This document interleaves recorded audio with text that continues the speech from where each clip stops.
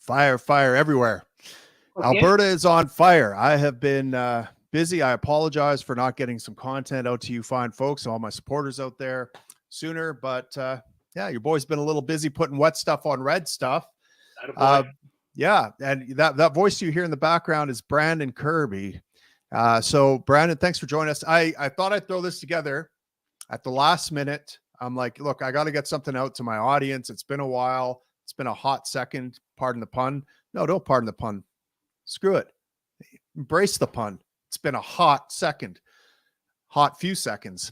So I thought we could do just kind of recap some current events and see where we're at. I put out this request literally 20 minutes ago. Said, hey, can anyone want to hop on a live stream with me? The top of the hour here. Brandon reached out to me, said, sure, I'm in. I got another guy, Alex Flores from Arizona, who I've never talked to before.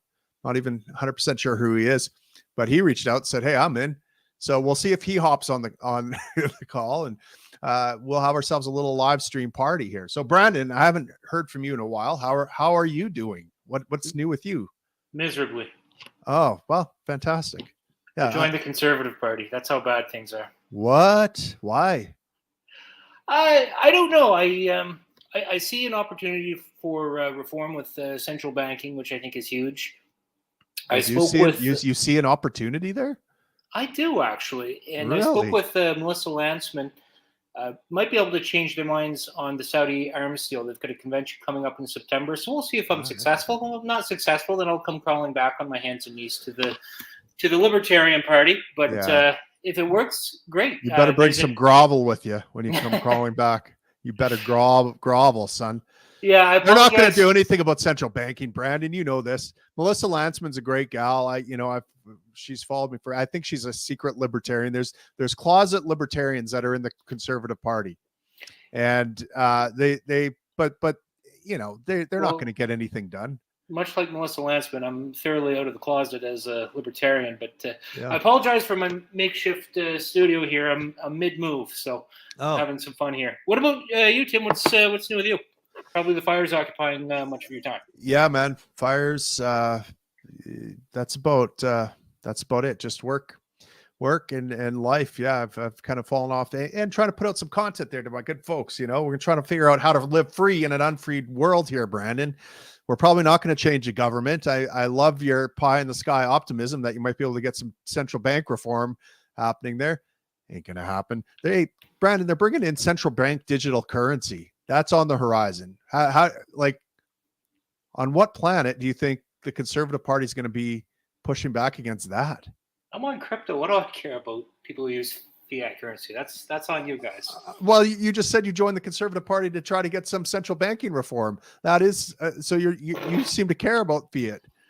Huh? Well, that's out of charity, though. That's my charity work. Oh, that's your charity work. I see. That's people on minimum wage. That's on fixed income. Those are people that are getting screwed left, right, and center. Not me. I'm getting rich off this shit.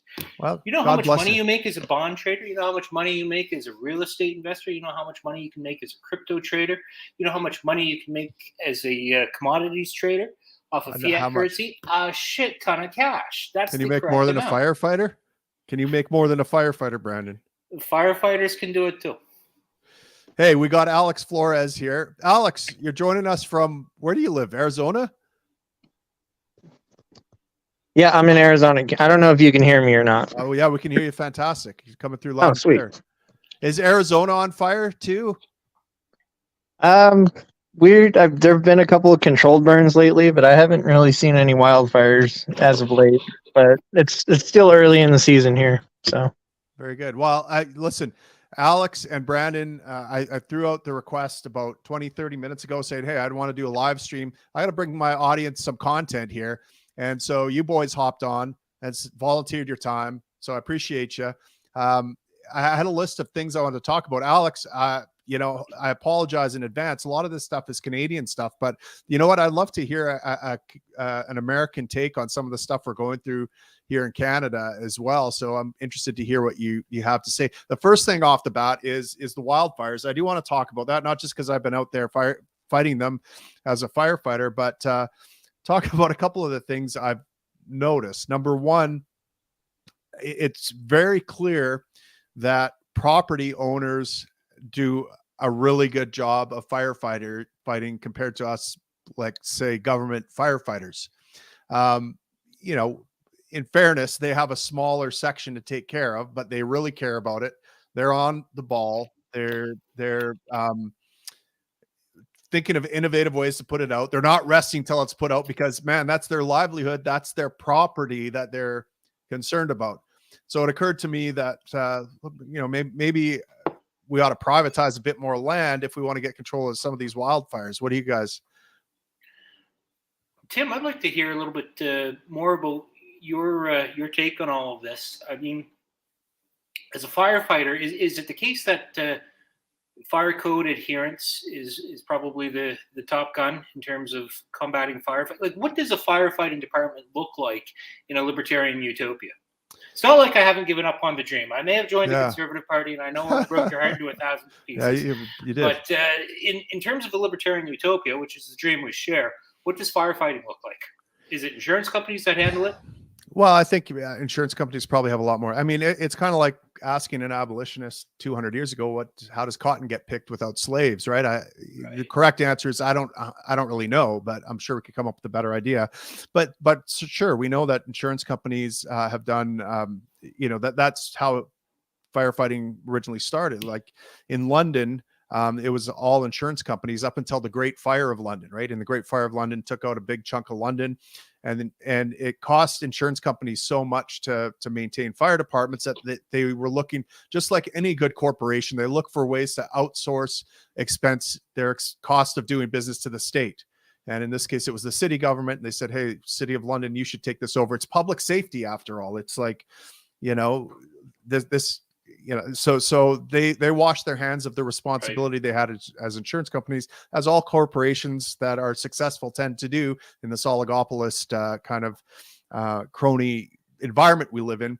But yeah, I think that certainly insurance companies have a lot to do with it. I mean, in wildfires in California, we saw rich folks like Kanye West hire private fire departments, and they were able to save their homes and their neighbors' homes too. So, you know, it's kind of like, you know, how there's what are negative externalities. It's like a positive externality of market firefighting that, hey, we don't just protect our clients. We need to protect the people around them in order to protect our clients.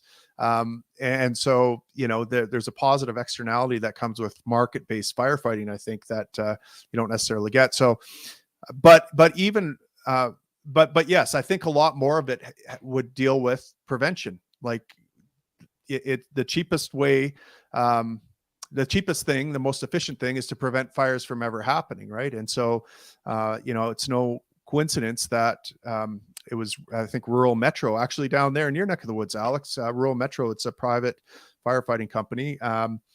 And it pioneered a lot of fire code and fire code enforcement stuff. It's because, look, it's cheaper to prevent fires from happening than it is to build a giant department to respond to everything that happens. So I think that you would see cheaper. Yeah, it's way cheaper, right? So I think you'd see a lot more in terms of that. And the way you might structure it if you were an insurance company is, look, you know, especially if you're a libertarian and you're concerned about the voluntary nature of your relationship with your clients, right? It's like, listen, if you don't want me to come into your private space and inspect it, fine. We'll just charge you a premium because I don't know what's going on behind closed doors. I don't know how safe it is. If you'd be willing to open up your doors and allow our inspectors to come in at random times and inspect your fire load and that things are being done properly, we can dramatically drop your insurance rate. So it's up to you. If you want privacy, you pay for it. If you want, you know, to be more transparent with what's going on for fire safety, we'll drop your rates. So that's kind of how I would structure it if I was an insurance company. And then I would be focused on educating my clients about preventing fires from ever happening. I'd be very engaged with them with that, you know, because we wouldn't want because fires are a costly business, and you know, it takes. So I think it would look something like that. So is sorry, go ahead, Alex. I was going to say, I think it's pretty awesome that you do firefighting. I did wildland firefighting for 4 or 5 years, and it's actually really interesting that we're talking about this, because in the area that I live in a rural part of Arizona, and so fire services around here are actually provided by a company called Timber Mesa, and our local municipality, our local town government here pays them to do fire service here in our area. And so they do both wildland and I guess residential fire. But I think the only difference with the libertarian society would be that instead of being paid with tax money, they would be collectively paid by the community, because these are things that, like, in order to have a successful community, that you and your neighbors are going to want to invest in order to keep your property safe. And Right. so yeah, absolutely. And I think it makes sense. I'm not sure that a libertarian fire department would look much different than a typical municipal department that we have right now. There'd probably be a little bit more emphasis on prevention than on, gold leaf lettering and looking, sexy for the councilman, because there is a big political component to fire stations, in that, you can count on candidates for political office, municipal office, to come by the fire station and get pictures with the firemen and beside the big fancy red trucks. And the response side of firefighting is really sexy. They never go over to the fire prevention side and get pictures with the fire investigators and the fire prevention officers, right, that are out there engaged with the public doing education. That's not sexy. What's sexy is the big trucks that they can pay for, that they can show the public, look at how much I care about the community. So I think it would skew a little bit more towards prevention. But ultimately, if you think about this from just a practical standpoint, let's imagine a condominium building, right? You have one fire protection system for the apartment building, right? You don't have a separate fire protection system for each individual apartment. That wouldn't make sense, because essentially it's one unit. Everything is connected. All the fire exposures, like if one side of it catches on fire, it's going to sweep through the whole thing. So you want kind of one centralized fire system for the whole thing, rather than leave each apartment dweller up to themselves to figure out what fire things you want. And it's the same in a city, because everything's so close together, and because a hazard or a fire on one property is going to affect other properties, the infrastructure owner, the owner of that infrastructure, would probably be best served to be the one to fight any fires or catastrophes that are happening that can affect other property owners there, rather than have multiple competing fire departments within a private city. I think a private city itself would probably provide that service. And so again, I don't think it would look that much different, although I do think that there would be more accountability. So for example, you would have contractual obligations to your citizens, your ratepayers, for timely response, right? It would be, you just think about pizza delivery, 30 minutes or your pizza's free. You would have some guarantees like that from your emergency services, I would expect, in a market-based system where you're accountable contractually, rather than just through a nebulous social contract or something like that. Yeah, I just moved into a rural part of New Brunswick. And, I also have an apartment in Montreal as well. So it's quite a stark contrast, the big city and much more quiet pace of life. But to pick up on what Alex was saying, people will just do this. And it's like what you were saying, do as well, Tim. People just do it. Like roads, we're libertarians. Everybody's asked us about roads at some point. And the reality is we just do the roads ourselves out here. Right. It's great. I've had the property as a rental for about 8 years. So I have to chip in, $300 a year probably, right. Just in terms of getting the plowing done, getting the potholes fixed. We just do it ourselves. We don't rely on the government. We've got people here with a paving company. We've got people here with a plowing company, and it works. We make it happen. Right. Well, Yeah. and you guys may or may not remember, Brandon, I'm sure you do. I don't know if this news hit you at all, Alex, but about 5 or 6 years ago, a fairly major town or city in Alberta lost like 4,000 homes to a wildfire. That was my community at Fort McMurray. And, you have to, and then a couple years before that, there was a town of Slave Lake, which has smaller population, but similar story.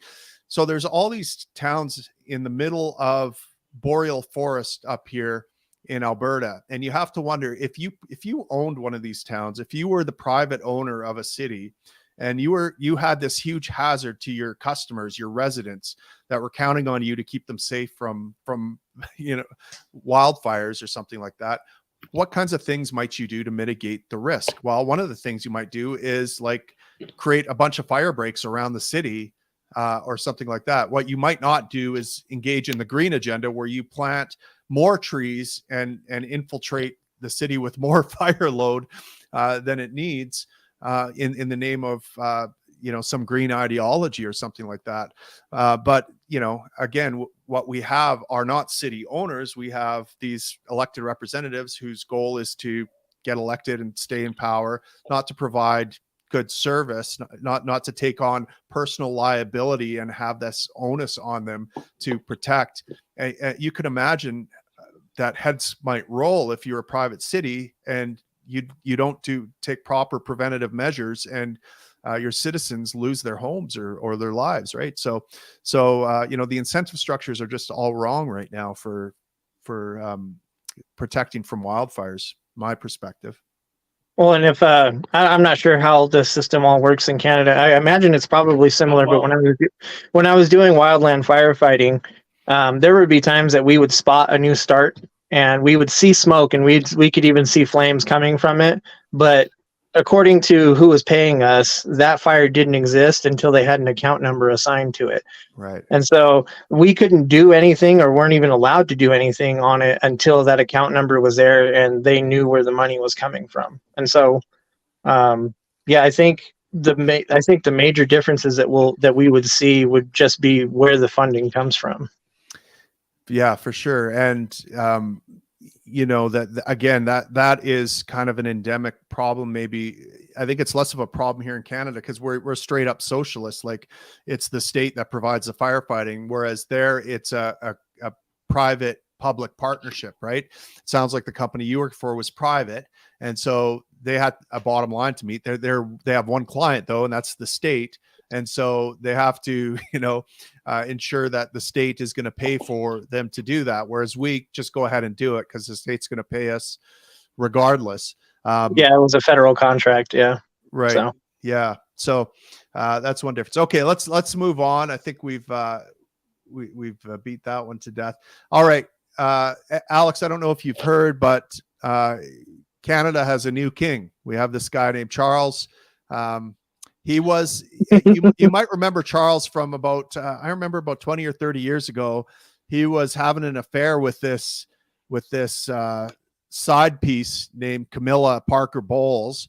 And there was a big scandal. It was called Tampon Gate, because a phone conversation leaked. It was a sex conversation between Charles and Camilla about how he was going on about how he wanted to live in her trousers, and how he wanted to be a tampon, her tampon, or something like that. It was pretty sordid. It's the kind of thing that, the kind of conversation that might happen between some blue collar folks like me and my wife.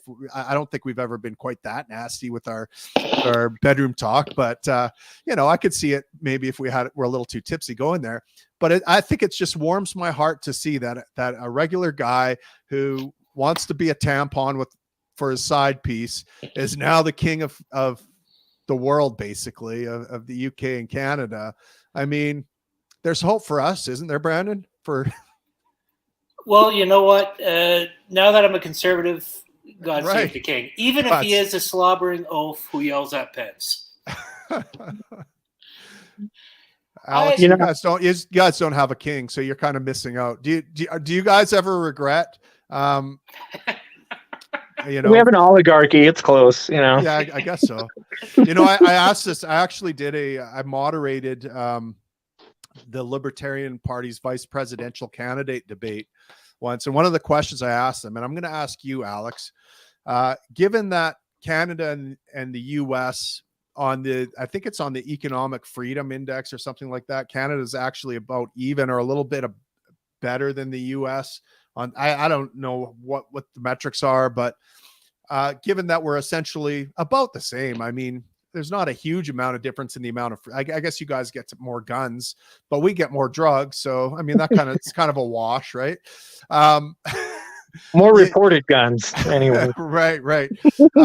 Was it worth killing all those people to depose the monarch there and going through a revolution? When do you personally recommend violent revolution from your monarch, Alex? So I'm part Native American, Indigenous. So Okay, that question is kind of interesting to me. Yeah, no kidding. Because I even have problems with our Declaration of Independence calling my ancestors savages. So I mean, it's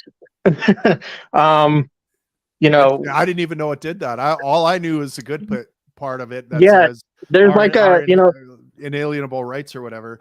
I didn't know there's a lot of there's a whole lot about, all men are created equal and these things, and then it goes into this list of like grievances against the king, and one of them is that the king has sent these merciless Indian savages after us, and it says it somewhere, I forget how far down in the Declaration of Independence there, but was it worth it? It's probably debatable. I don't know which system would really be better at this point. I mean, some of the things that we've gotten from our Constitution and some of the charges, I guess, that have led worldwide as far as people finding more freedom and independence, I guess, is one factor. But then again, that may have happened regardless. So right. Well, I mean, look, any normal person will tell you the idea of a monarch is preposterous. The idea that one guy is ruling all of us, that he's the boss of us. Who made him the boss? God made him the boss? Of course not. But it's all right if it's if the guy won a popularity contest called the vote, then okay, now we can now everything he's doing is fine. Or it's just I mean, what you're saying there, it's basically the same reason why I don't think that I think presidential elections are pretty ridiculous for that reason, because we're all voting for one person who's supposedly running it all when it's really not. It's like a whole team of people. But for the vastness of what our countries have become, like, it takes an entire team of people. And the fact that we're only electing one person to lead that entire team, and then they just get to handpick the rest of them, I don't think it works out very well. Yeah. Well, Brandon, you love the monarch now. Like, you basically are like riding King Charles' lap, giving him lap dances as a conservative, right? So what are your thoughts? Are we wrong here about King? Should we be more sympathetic to a monarch? I was trying to think of a tampon analogy for a dude, but I couldn't come up with one. Would you like to be King Charles tampon now that you're a conservative? That's bad. Well, you know what? I guess it would be his butt plug, right? Technically, no. That's the one that I came up with, but it was too crass. I don't know how far we can go on the podcast. But I'll tell you, this is a blue collar crass. I'm a firefighter. I hang around firefighters. We can talk shop then. Okay. I'm probably a little too crass. Well, I'm a mechanic now, so. Oh, well, there we go. All right. Brandon's a bond trader and a conservative, so we have to be a little careful around him, Alex. All right. In the hedge fund industry, we're really we're churchgoer, Sunday school types in the hedge fund industry. Our meetings take place in strip clubs. Okay, so it's not that clean. But I'll tell you, one of the things that I find fascinating is, and I don't know what the answer to this is. There's probably opinion polls out about it, but to what extent were Canadians monarchists rather than Elizabethans? We had a particular monarch that was really popular. Is that to say the institution of the monarchy is popular with Canadians? I don't know. Yeah, I don't know. I mean, in fairness, I mean, most people liked Queen Elizabeth. I mean, she kind of knew her place. She stayed in her lane quite a bit. Like, she didn't do anything embarrassing, not like her boys. Her boys are embarrassed between Tampon Gate with Charles wanting to be a tampon and Andrew going to Epstein Island and doing God knows what over there. It's the rest of the family's a bit embarrassing. And then you got Harry and Meghan, and you know. I The mean, only one that seems the Epstein Island thing seems to be a pretty popular thing, though, because that's like true. most celebrities in America have been to that island. It sounds like, so. Hey guys, I just realized because we're live, we're getting comments. There's Jamie Janod. Hey Tim. Hey Jamie. Dominic. Hey guys. Awesome. Good to see you guys out there. Canada is a slave state. Well, yeah, I think most states are slave states, to be honest. But Most of if them we are have a now. benevolent republic monarch that people had more power, it would be plausible. Well, yeah, we got to rely on that benevolence, right? And that you got to rely on benevolence in perpetuity as well. Because once you're like, oh, we got a benevolent monarch here, let's give them all the power. Well, now what? That's Now, when I say that. what are you going to do with his if his descendants, Prince Charles or Prince Andrew or Prince Harry, and you got Meghan Markle in there running the show? And now I say that I make that point to every liberal now on Bill C-11.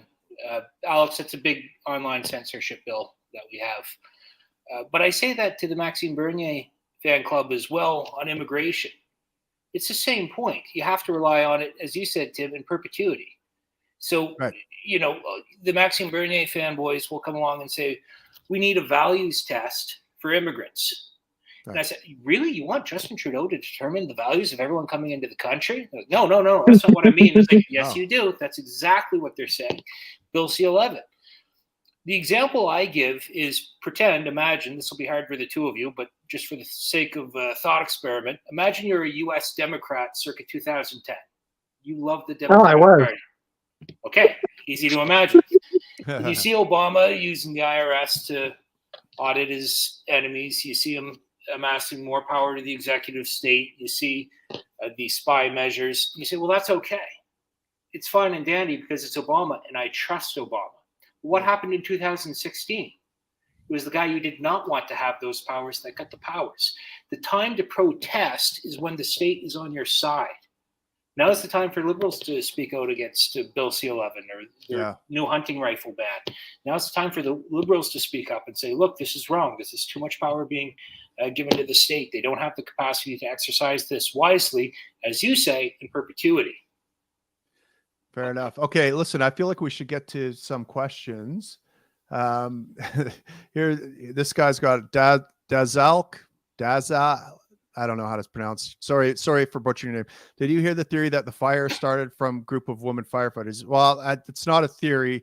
It was actually in Banff. There was a female firefighters conference, apparently, international women breaking down gender barriers and whatnot, and they were part of a prescribed burn, and that got away and threatened the town of Banff, unfortunately.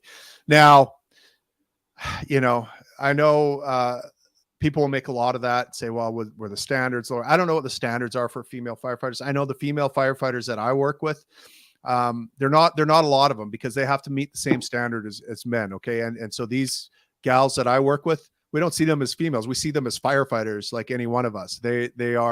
They're beasts, and and in fact, to meet the standard of firefighting as a female, you have to be an exceptionally fit female. Okay. A guy in good shape could do it, but like a good shape female, it's not enough. You actually have to be in exceptional shape. So these are elite people in my mind. So they're actually, I hold them in higher esteem than a lot of my male firefighter colleagues. I don't know if that's the case with these wildland females, but I do know that someone there exercised poor judgment, and no amount of prowess, physical prowess, or firefighting expertise is going to overcome bad judgment. When you light up a fire and it's windy and hot and dry conditions, you're asking for trouble, and that's kind of what it sounds like they did. So now he's got another question here. Just switching gears a little bit. How do libertarians view selling of land to private parties? How much should the government charge? This is a great question. It's one I've often thought about. There's the government owns too much land. It has too much. How do we parcel it out? And one of the things I thought about was having almost like a land lottery. I don't think we need to charge Canadians, but the land lottery could maybe be for taxpayers, so people that have that are actually contributing to the infrastructure of Canada. It would be a way of them getting some compensation or reparations back from the money that was taken from them. Maybe it would be based on how much taxes you've had to pay, or maybe it would be based on a lottery system, something like that. But I think what you would want to do is parcel up the land and then have some sort of lottery for current Canadians to grab up that land and homestead it and do what they want with it. I don't know. Do you guys have any suggestions? How would you, if you were king of Canada and you wanted to get rid of a bunch of crown land and say, hey, look, the government has no right to own any of this because we're a criminal cartel, and we don't own it, by the way, because all we did was plant a flag and say, as far as the eye can see, ours. Oh, there were some people here. Right. They don't count. Savages. Yeah, I was just going to say, this is all based on the premise that the government is the rightful owner of the land in the first place, which, right. is debatable. Right. And so a libertarian conception of property ownership, property comes into ownership when you appropriate it from unowned nature, right? So, or you mix your labor with it. So you go out into the woods, it's unowned, you chop down some trees, you build a cabin. Well, you can say that cabin's yours. You put a fence around it, or you plow up some fields. Well, you can say you've mixed your labor with stuff. You've appropriated that amount of land. No one else has it. You have the right to exclude people from that. No one else can claim that land is theirs. That's how property comes into being. I can't just plant a flag and say, everything I see, as far as I can see, from ocean to ocean, that's mine. That's bullshit. You can't. That's not how you appropriate property. Again, we call into question whether government actually owns that land. It doesn't. It hasn't done anything to appropriate it or homestead it. All it's done is lay a claim to it, and an illegitimate claim too, because there might have been some people here, some individuals here before that government arrived that has a better claim to that land, let's say, than they do, for sure. So I think that's a real pragmatic question, especially in terms of to what extent is Elon Musk going to own Mars? Right. We're gonna have to grapple with that. So this is a question that's going to have to play out into policy very, very quickly. Just more pragmatically, in terms of valuation of it, there's lots of ways where there's lots of different valuation theories on properties. I'm a real estate investor and I was a mortgage broker for 5 years, but realistically, you can evaluate it with NAS, National Appraisal Service, here in Canada. Okay, but let's say you appraise it at a certain amount. Why should I give that money to the government? They don't even own it, right? Well, that's why I say that's the ethical question. That's the theoretical that plays out. So what we're talking about here, Brandon, from my perspective, is the government, like they need to release their claim on that land, but then of course you're going to have the chaos of everyone wanting to claim that land for themselves. So this is really a practical question of how do you peacefully retreat and like allow people to own that land? Is it just a war of all against all, or is there a peaceful transitional way that it can occur that makes sense? Well, I mean, I think you could relinquish it for. I mean, from a pragmatic standpoint, not necessarily a libertarian ideological standpoint, but from a pragmatic standpoint, say, okay, well, I'm going to relinquish this land to real estate developers, for example, if they're going to be developing real estate to help bring down the housing costs. I think there's things like that you could do that are wise. You could relinquish certain land to Indigenous communities. You're starting to sound like a conservative, Brandon. Well, I am a conservative. I think there are some reasonable things we could do. We could release a little bit of land. Who the fuck are you to say release a little bit of land? Release it all. It doesn't belong to you. You don't get to release a damn thing. What we're talking about here is, let's. All right. Can we avoid chaos? Pretty boy. Part of me is just like, all right, that we no longer own that land. Let's just see what happens now as people move in and start laying up claim. But here's another question. Someone wanted me to ask you there. That's not it. This is it. Ask Alex if he thinks that goes for the claims Indigenous people make about stolen land a lot of the time too. I'm not exactly sure what that means, but yeah, I mean there is there's a lot of stolen land. Would you say, Alex, that some of that is legitimate, some of that not so legitimate? Because it seems to me that a lot of times in Canada, at least, people treat Indigenous people or First Nations as if they're one kind of homogenous blob across Canada, right? Not a whole bunch of different nations with different competing things and different values, and like it's not one thing, you know. And so from you know, when I was trying to think through the policy here as libertarian leader, like how do we respect First Nation sovereignty? Well, is all the land, again, do they own everything as far as the eye can see, or is there a way that we can look at them and say, okay, they've interacted with this, maybe it has to do with migration of caribou, maybe it has to do with collecting off the land, but is there parcels of land that we can say, okay, this for sure belongs to the first peoples that were here, and other tracts of territory, let's say, we can deem as unowned? What are your thoughts on the whole thing? Well, for me, it's a complex answer, because, like you're saying, that I don't think that all of that land would qualify or classify as, say, stolen land. But there are instances where, you know, like we could start with honoring the treaties that were made to begin with. That would be a great start. You know, where it goes from there, I think, depends on where those discussions go and what, you know, everybody can cooperatively agree should be done with it. Because, you know, just giving the land back to the tribes that, you know, originally owned it, it can work in some cases, like they did that in Oklahoma.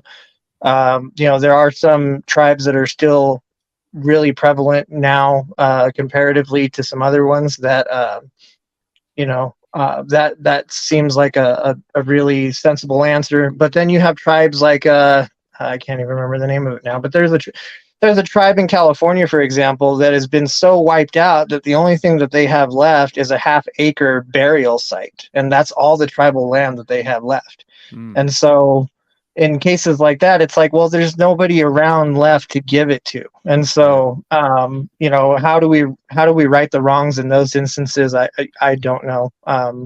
Like I said, it's very complex, and it really, like, just opening the discussion would be a great start. Honoring the treaties that are already in place that haven't been honored for the last 300 years would be a great start.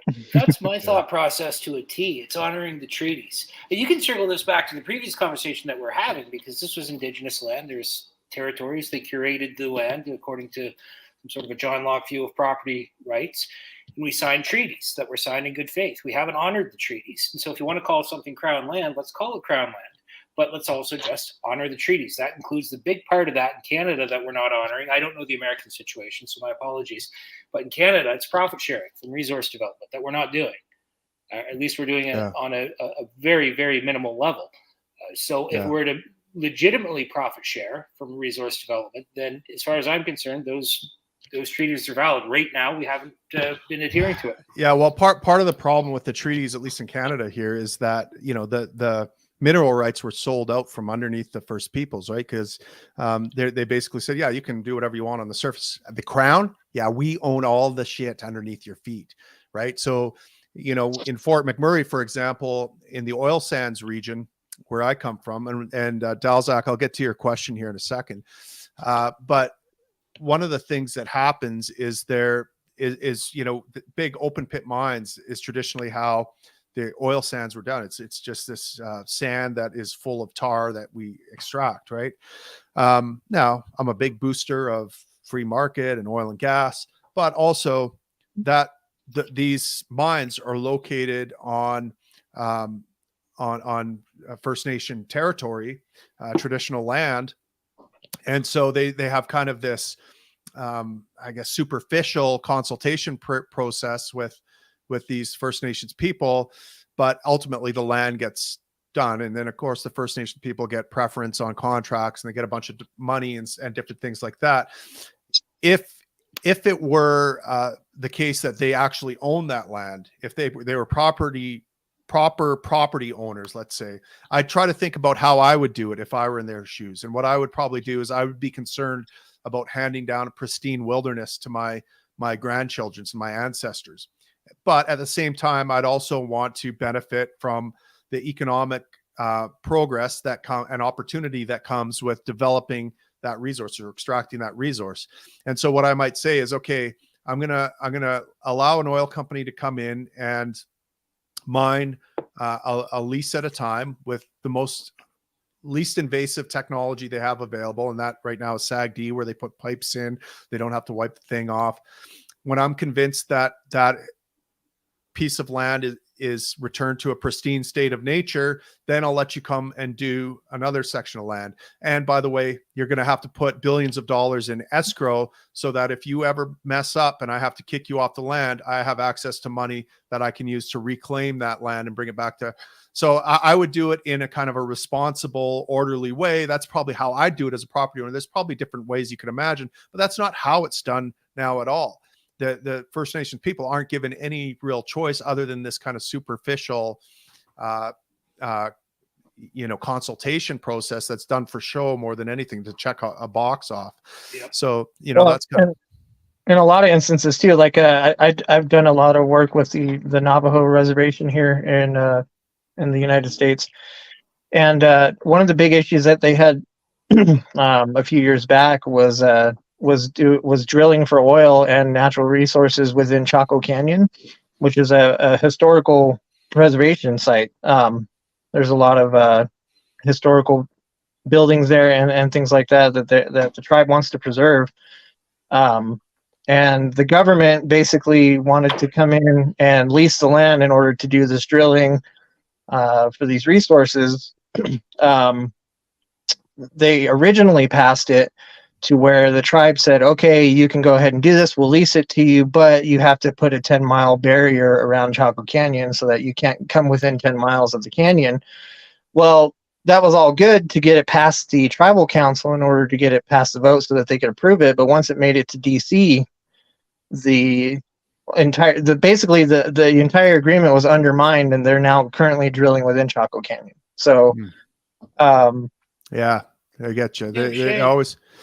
Yeah, if anything has become abundantly clear in the past 2 years, if it wasn't before, it should be in the past 2 years, is that there is an unholy alliance between corporations and government that, I underestimated even as a libertarian how bad the oligarchy was, right? The last 2 years was basically seemed like an exercise in selling Pfizer.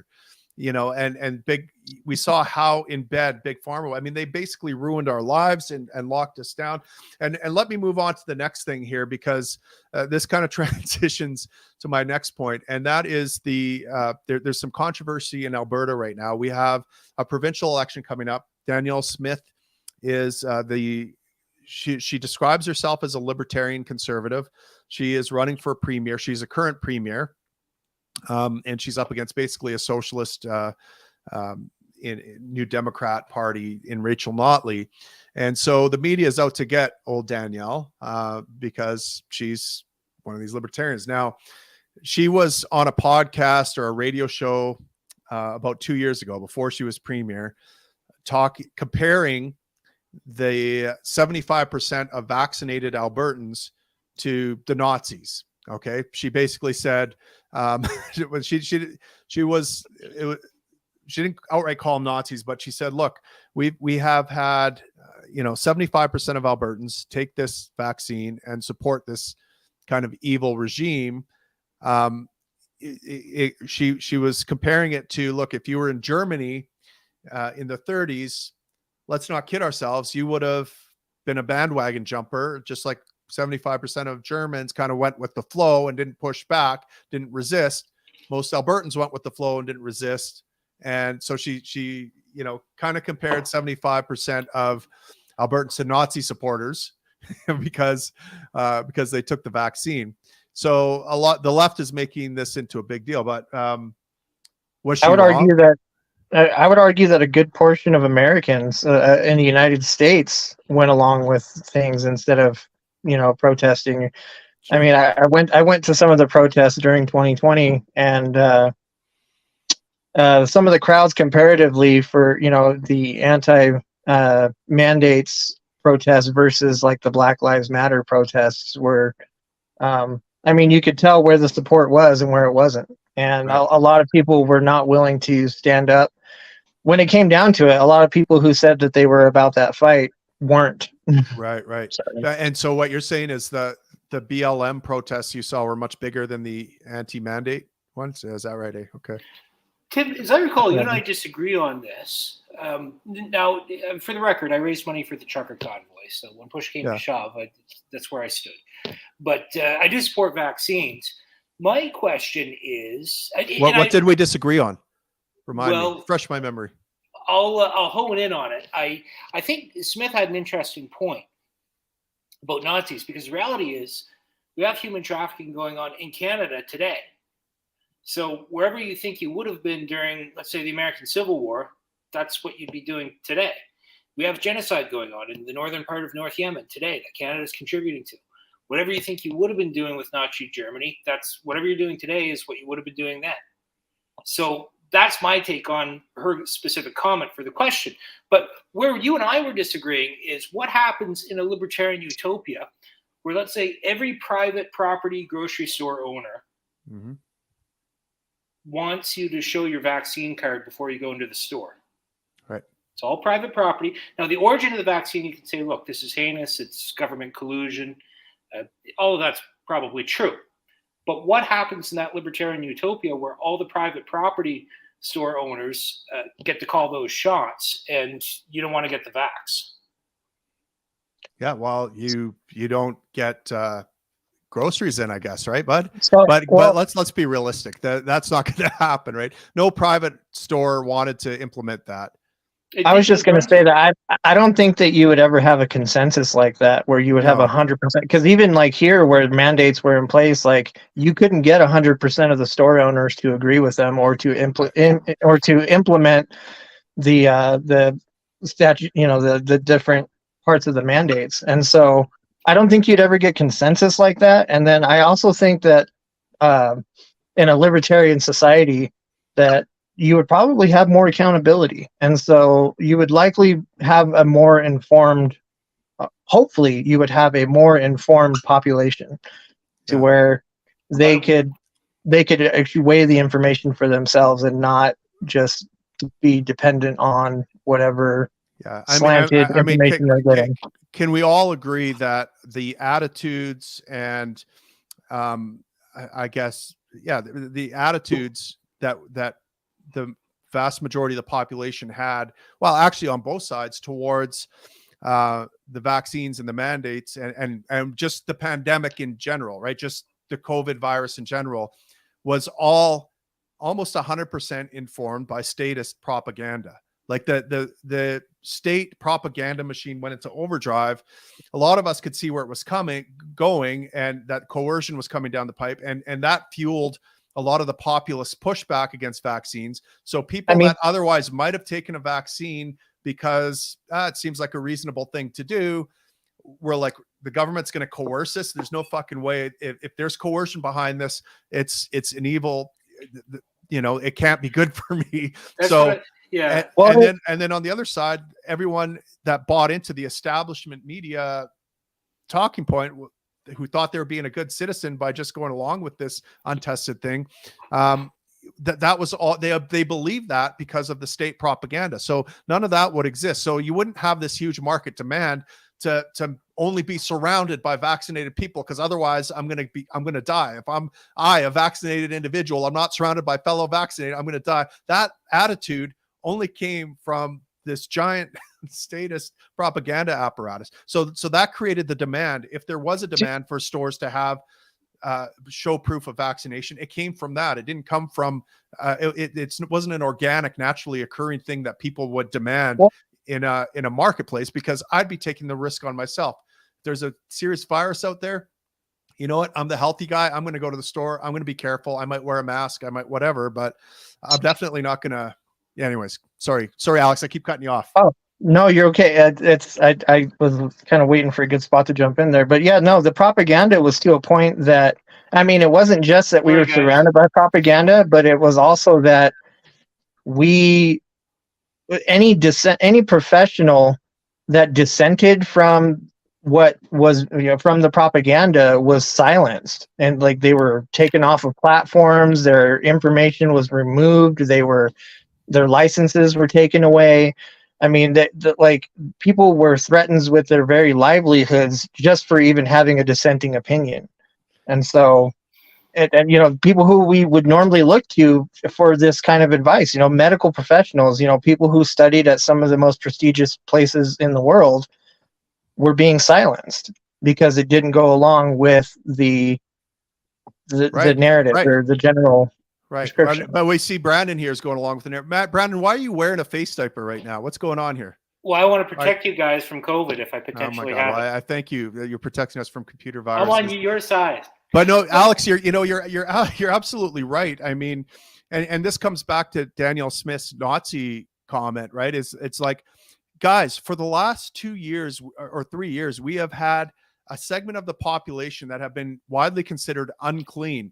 They couldn't engage in commercial activity. They couldn't hold down jobs. They were demonized by establishment people and shills. And even, you see it in the workplace, like the attitudes carry over. It's like, those guys don't want to get vaccinated. What's wrong with them? And like, don't they follow science? And like, it's like there's animosity towards these people that propaganda has led us to believe are unclean and bad. How is that different than what happened in Nazi Germany? I mean, I guess the difference here is that these people chose not to get vaccinated, whereas, Jews didn't choose whether they were Jewish or not. But at the same time, you can see some parallels here. And God damn, if there's a right side and a wrong side to history, and the people that were shunning the unvaccinated are definitely on the wrong side of history. We can already call that one. I have animosity, so I wish to chime in. And that's why, going back to my earlier point, it's important to advocate for freedom, even when your side is winning. Because when your side is losing, that's why I raise money for the trucker convoy. It's really important to advocate for other people's freedom, even though I have some animosity. My problem is with, let's talk a little bit about metacognition, the Dunning-Kruger effect. A lot of people can become very passionate about subjects they know nothing about. That's not quite the Dunning-Kruger effect. The Dunning-Kruger effect is when you're not aware that you know nothing about the situation, and you're still passionate and still very confident. So your confidence can shoot up, and your knowledge, let's say we have a graph, confidence, knowledge. Your confidence shoots up, and then as you gain more knowledge, it goes down. Yeah. And it goes back up again once you gain expert level knowledge. Now this happens to the left, it happens to the right. Let's take gun ownership, for example. Who's the public safety minister? Mark Mendicino? He's never fired a gun before in his life. He was on a reality show, Political Blind Date. He's never fired a gun. Yet he's the one making gun laws. You have all these inner city champagne socialists who want to make gun laws, and they have no idea how guns work. You have all these people that want to say tax the billionaires, but they have no experience with the tax code, no experience with finance, no economic forecasting, no knowledge of it whatsoever, yet they have very, very strong opinions on it. That's where you get bad policy, when people are very, very confident but have minimal knowledge. Yeah. And I think I see this happening with the anti-vax community. They're very, very passionate with their views on vaccines, even though they don't know a whole lot about it. Now, you could throw that right back at the pro-vax community quite easily. But the reality of the situation is when people come along and say, trust the experts, what I mean to say is I don't really trust somebody's opinion if they have zero executional knowledge on the subject whatsoever. That's my take. Well, sure. I mean, look, the anti-vaxxers had a knee-jerk reaction that said, government's forcing this on me, fuck you. And then add on all sorts of, let's call it, maybe dim-witted even, ideas about vaccines and conspiracies and everything else. Like, just add on any possible reason why you could hate a vaccine, and that was added on. But the initial reaction was probably correct, which is government wants to force me to do something, knee jerk back. Okay. And because if there's coercion involved, we can be sure that why couldn't it be done voluntarily? Obviously there's some bad badness here and that's Well, a good instinct to have. That's a better instinct to have than being a midwit, let's say, and accepting everything the establishment is telling me because science, and just going along with it and never questioning it, and then finding out later that, oh, this vaccine is only effective for a couple months. It doesn't actually stop the spread of anything. I just bought into and supported a huge lie that hurt so many people, social isolation, drug addiction. I mean, the emergencies of isolation I've seen as a paramedic over the past 2 years have been ridiculous, not to mention the neglected health of people who are too scared because of statist propaganda to get, and shut down supply chains and destroyed healthcare systems, robbing the joy. There's so many unseen things that have happened. Just the look in my colleagues' faces of having to work. Just think about how this COVID bureaucracy affected the average citizen who couldn't go to a restaurant or to a movie and had to follow all these stupid rituals of masking up, masking down, wearing a thing, getting a shot, doing this, doing that. Well, that times 100 if you're actually in the bureaucracy, if you're a healthcare worker, and now you are a pawn of the system. You're an object of compliance to be moved around, to follow new arbitrary rules every week about some manager sent down. I mean, it robbed healthcare workers of all the meaning and joy in our job over the past years. I don't know what that effect alone is going to have over the course of the next decade in terms of how we show up for people who are having health issues and doing our job. Yeah. But it's not going to be good. And none of these things, all of these things were supported. The environment was nurtured by midwits who just accepted at face value reasonableness that the state put out. You know what I mean?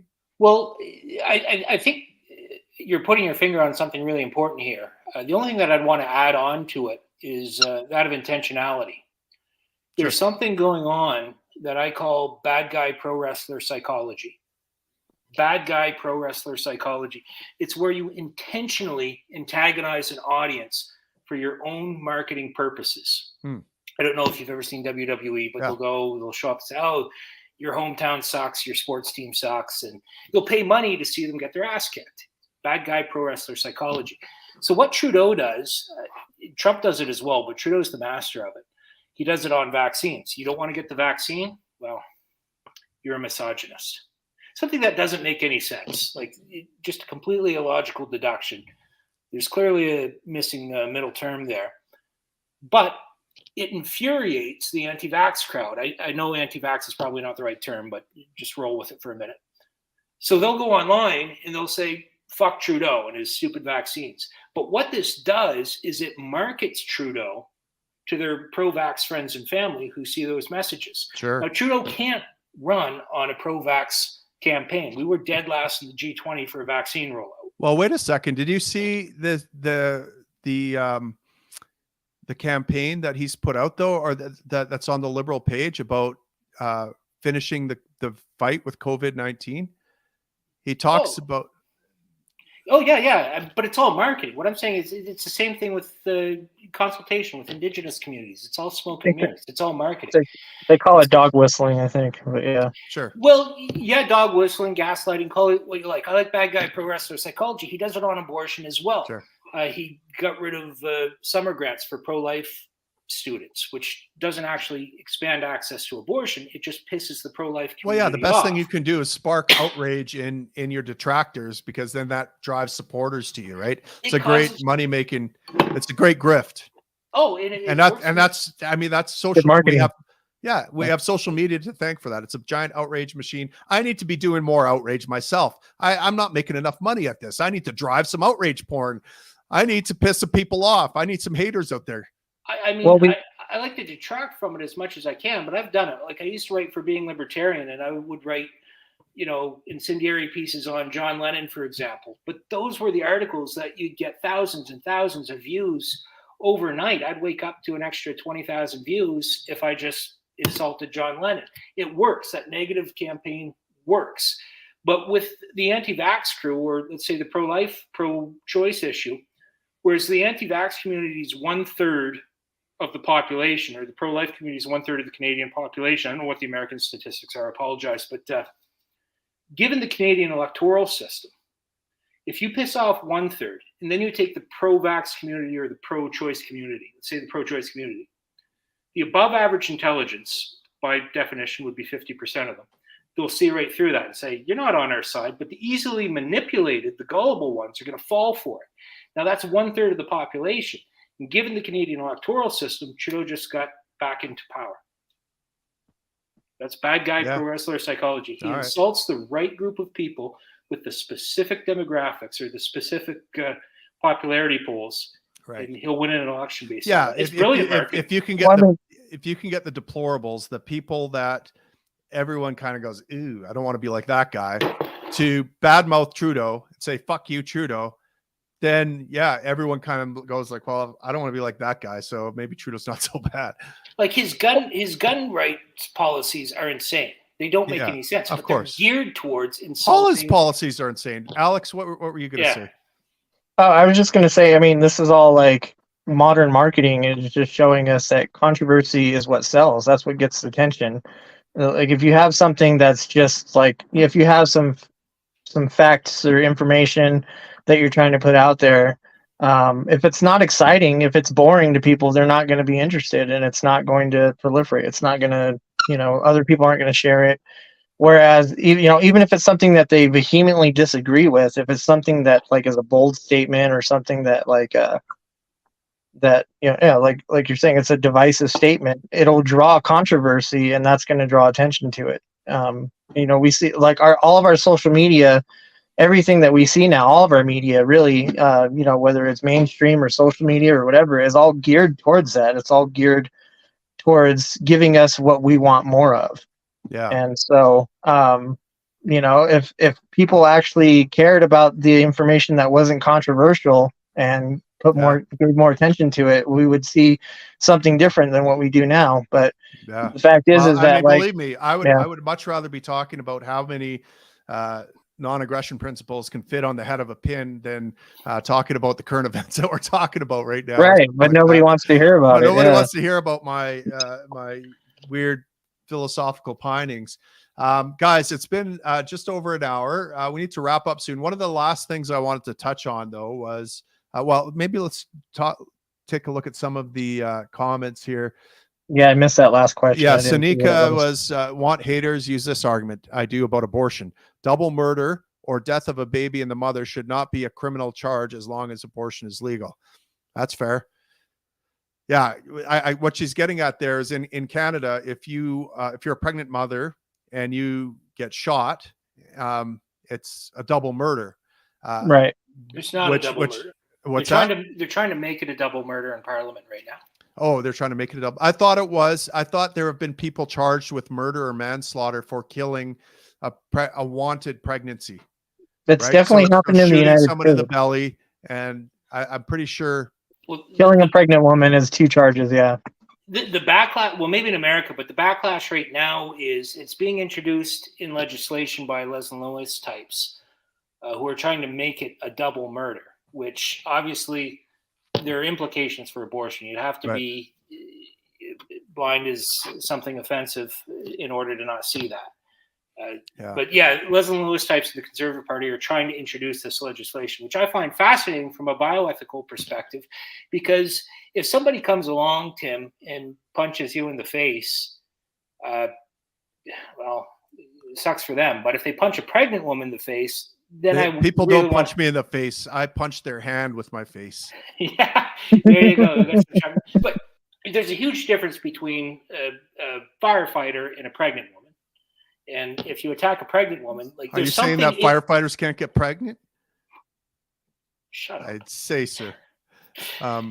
Here's a question for you guys. I'd be interested to hear your thoughts. I put this, actually, guys, if you're listening, go to my Twitter right now and check out this poll I've done. I'm just curious about it. I'm thinking through this. I had a father's rights interview the other day. That's going to be I'm going to be publishing that probably in a couple days, audience, talking about all the ways that dads are alienated from their kids, right? And one of the things I thought about is this idea of economic abortion. In other words, if a woman can terminate her parental obligations by just killing her baby or killing her fetus, and terminating pregnancy. She doesn't have to pay child support. She has, she's no accountability to anyone, not the father, anyone else. What if a father could do something called an economic abortion? I think this was an idea that they tried to make some headway in some Scandinavian countries a few years ago. And that is the right for a father or sperm donor to legally terminate his rights and obligations as a father during the woman's pregnancy. So, in other words, woman chooses to have the baby, man has the freedom of choice not to use his body to work for the next 20 years for that child and pay child support. Thoughts? No, sorry, Daslick, economic or real? No, economic. So we're not killing that fetus, but we're just saying, look, I had a one-night stand. The chick said she was on birth control. Turns out she's pregnant, says it's mine. I want to legally terminate my obligations to that child. That woman can legally terminate her obligations to that child by killing it. I'm not even going to kill that child. All I'm going to do is sign a piece of paper saying I waive all rights I have to have that child in my life and have custody of that kid 50% of the time. And I also waive all my duties. I should not have to pay child support if she chooses to bring that kid to blah, blah, blah. Well, I understand the concept of consistency. My take on it is, if you look at R.V. Morgenthaler, that's the law. That would be our equivalent, Alex, of Roe v. Wade.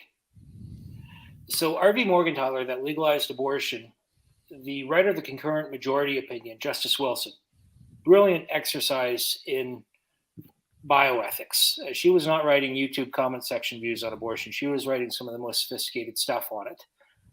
Her question was, because the Canadian Charter of Rights and Freedoms had come out a few years before 1988, we have Section 7. Everyone has the right to life. Everyone has the right to liberty. Pro-life, pro-choice. So yeah. When does the right to life begin? That was her question. Is it the moment you're no longer in somebody else's body? Is it the moment you could viably survive outside of somebody else's body? I'll tell you exactly when it begins, Brandon. It begins at spermatogenesis. And yeah, sperm is a human life, and masturbation is genocide. So stop touching yourself. Okay, Onan. Killer. Listen, guys, I got to wrap up. I know, like, we're delving into abortion, which is a worthy topic and much more worthy of the 5 minutes we can give it here. We're coming up to the top of the hour here. Guys, I want to thank you so much for joining me on this podcast on such short notice. You're great sports. It's been an awesome conversation. Let's do this again. I really had a blast. Thank you, guys. Yeah, great participants. Anytime. Conversation. Yeah. Awesome. Guys out there, make sure you follow me on Locals, follow me on subscribe. What is it? Substack. You can find all those links down below. Thanks so much for watching. Appreciate it. And follow Being Libertarian Canada too on Twitter. There you go. Alex, you got any plugs you want to make? So I do a nonprofit mobile auto service for basically people who can't afford to get their cars fixed. You can check out Greasy Porcupine. Awesome. You can check out Greasy Porcupines on Facebook, or you can look up greasyporcupines.org for the website. I take donations and basically put that towards buying car parts for people who can't afford them to get them back on the road and get them back to work. So love it, Alex. That's awesome. And you're not even the government and you're looking after people. Imagine that. Hey? Wow. Awesome. Thanks, guys. Peace.